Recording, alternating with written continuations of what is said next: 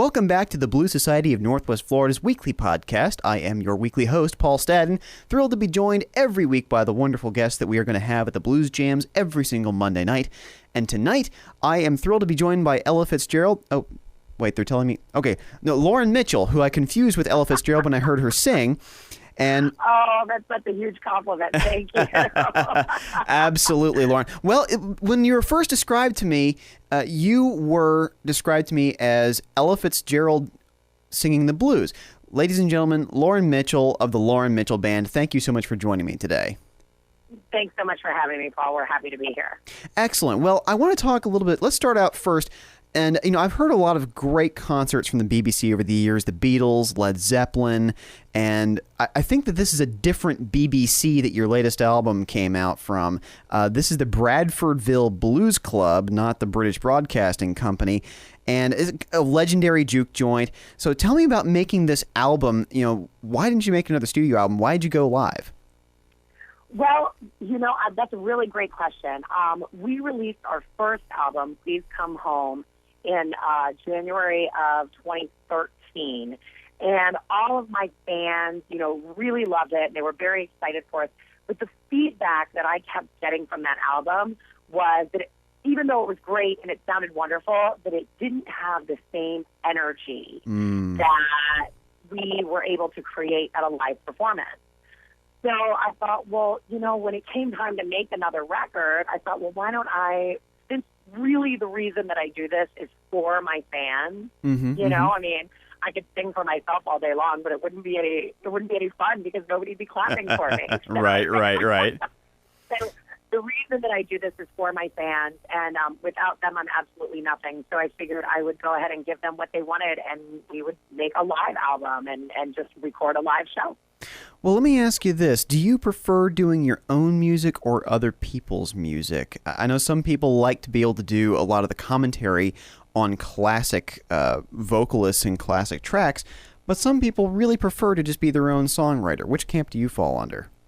You know, I think I'm about half and half, to be honest with you. I do, you know, as a songwriter, I'm growing a lot.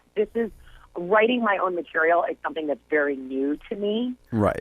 Something that I've only come into over the last couple of years. So I'm still learning about that and exploring that as an artist. But I also think that it's very important, and I actually mentioned this in my live shows, to recognize that the music, the kind of music that we're playing, this blues, soul, R&B style of music, it comes from a very rich place in history. It has some very deep roots. And I think that it's appropriate for those of us who are playing this style of music today to reference and to pay homage to the artists who created this music and who have come before us. And so that's, you know, when we choose our covers, that's, you know, something that I try to do. I try to think of the artists that I've listened to that have inspired me to play this kind of music and to sing this kind of music. And so I feel like it's important to do a little bit of both. Well, speaking of half and half, which side of the fence do you kind of fall on in terms of maybe your fandom or maybe in terms of your performance, how you would describe yourself? Are you more of a blues artist or are you more of a soul artist? You know, I think when we started this project a little over 3 years ago, it was definitely more, I guess what I would call blues. Okay. You know, some of that old, you know, kind of down and dirty, you know, gritty kind of blues stuff. And as I have grown into writing my own music and exploring my own style, you know, my own voice, now I feel like I'm falling more towards the soul side of things.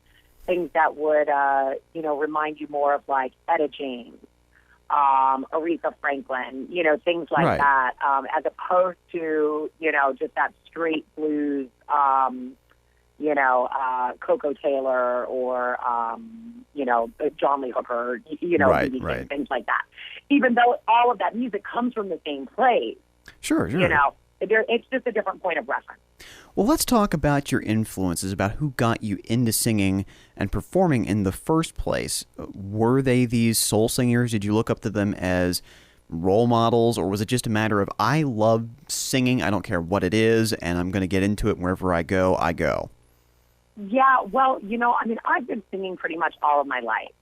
I started voice lessons at age 9, and I was actually trained classically all the way through college. So singing opera and all. Yes, I sang opera for, years and years, of my life. And I still love the opera. I really do. Any chance I get to go, I go. Awesome. But it's a very passionate form of music, and I feel like doing blues and soul music, you can relate the two because it's a feeling. It scratches that itch that comes from inside. But as far as my inspirations, my dad used to play me a lot of his old Motown and blues records and soul records and stuff like that on the record player. That stuff was always on in our house. Even though I was studying classical music, I think this kind of music that I'm playing now was like in my ear, so to speak, Yeah. And so as I went through life, I didn't really pay a whole lot of attention to a lot of the blues and soul greats that I'm listening to more these days. Even though they were in the back of my mind, I was studying Puccini. I was listening to, Beverly Stills and Leontyne Price and, people like that all through my 20s. And then just kind of when I was about a junior in college, I was kind of reintroduced to like blues and soul and even like some of the like the classic rock stuff that was real, heavily influenced by blues music, Janis Joplin and, Grace Slick and people like that. And I started kind of feeling like maybe that was more where my heart was at. I identified more with that kind of music. And so I kind of started sliding into, performing that kind of stuff and played with some cover bands, here and there. And then about 3.5 years ago, got this project up off the ground. I realized that this is what I really wanted to be doing. So, do you remember the first time that you performed publicly and how that felt? Oh, my goodness. The very first time that I played in front of a crowd was in church. It was at my grandmother's church. And, I remember, I always get a little bit nervous before I go on stage, because it's a live performance. Anything can happen. You never know what's going to happen out there. So there is a small sense of uneasiness, I guess, because for fear of the unknown, Yeah. But, I was in church, and so I remember everybody, I knew everybody, and there was this really, like, warm, loving feeling, and they all wanted to hear me do well. They all wanted to see me do well. And so nerves aside, I do remember enjoying it, and I'm kind of a junkie for it, Well, nothing replaces that thrill. It's kind of like, some people like to jump out of airplanes. I don't see the reason for that, but I'm much more interested in getting up in front of a crowd, and it feels like you're on the same page there. Yeah, absolutely. There really isn't anything that replaces that feeling. There's nothing like, standing on a stage and it's not so much the attention, but just knowing that you're giving somebody, you're giving the audience something that it's only going to be created here in this one moment in time. Yeah. And that's what makes it so special. And they're going to take home those memories and take home those feelings, and hopefully it's as good for them as it is for us on this stage, Lauren Mitchell, I want to ask you one more question before we go. It's a question I make sure that I ask every single one of the people I interview, and that's really, it's about the nature of what the blues is, because in this particular genre, let's say, you run into this a lot in rock and roll and heavy metal. Do you think that there's room for having this kind of conglomeration of all these different styles in the blues? You have jazz blues, rock blues, or is it valuable to be a purist? Is it valuable to be stuck in a particular era, say Delta blues or Chicago electric blues or British late 60s blues? How do you feel about people taking all these influences and still putting them into the blues mold and calling it blues? Wow, that's a great question, and that's quite a mouthful. Yeah, I have to rehearse it every single time. Don't worry about it. Yeah. So I think that the music that we call blues today, let me go back to something that I said earlier in our conversation, in as much as that this music comes from a very rich and a very deep place in history. I think that it is very important for those of us who are going to call ourselves blues artists to understand that place, Right. to learn about it, to research it, to go and visit the Delta, to go and talk to some of these cats that are still alive, that are out there doing it, that are sitting playing with just, their little K guitar on their amp and their bottleneck slide, and making up the words as they go along. That is so important to understand where that history comes from and why we call the blues the blues. Right. Okay? Yeah. Now, that being said,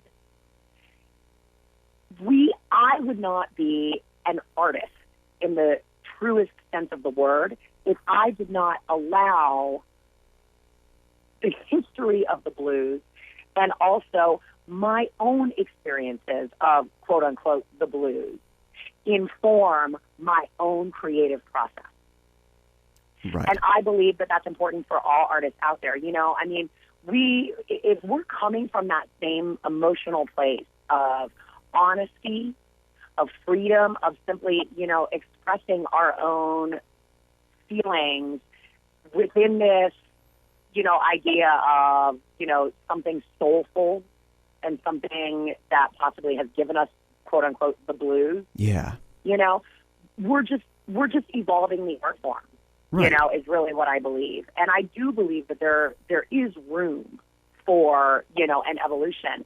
We have to make sure that young people are, interested in this kind of music. If we aren't getting young people interested in this kind of music, it's going to die. Yeah. And it's so important to keep this kind of music alive because of its history. Right. And because of where it comes from. So, I do think that there is room for all of us. I also totally respect the people who are, the purists and Right. think that, after, Muddy Waters or after B.B. King, there won't be any blues left, call it what you will, I know I listen to the Rolling Stones and I listen to, even as recent as, somebody like an Amy Winehouse. Right. Or Adele or, something like that. These are people that are out there that I believe are singing blues and soul music, and it's all been informed by all that stuff those guys, back around the turn of the century, the 1920s that were really playing the first, the first American blues. First real blues. Lauren Mitchell, don't miss her tonight at the Blues Jams, Lili Marlene's in Seville Quarter. Band goes on at 8 o'clock. Also make sure that you get one of her CDs, laurenmitchellband.com. And the new album is live from the BBC, but that's the Bradford Blues Club, not the, or Bradfordville Blues Club, not the British Broadcasting Corporation, as I was initially led to believe when I was reading the title. But and you know what, Paul, let me tell you one other little thing. Please. One of the reasons we decided to record at the Bradfordville Blues Club is because the Bradfordville is literally an old juke joint. It's Right. one of these places that is, a historical blues room. Everybody has stepped on that stage, as far as blues artists are concerned. James Cotton, Johnny Winter, Matt Arnold, all of the greats. They've got Bobby Bland. Everybody has played there. And so, again, it's kind of like that's one way that we can all keep the blues alive, is by, continuing to patronize these places and continuing to support live blues music and artists who are out touring and, making these records and doing what we're doing. And just so everybody knows, that record live at the Bradfordville Blues Club is not available online. You can only get it at a live show. Well, there you go. Well, then that's one more reason. To stop by tonight.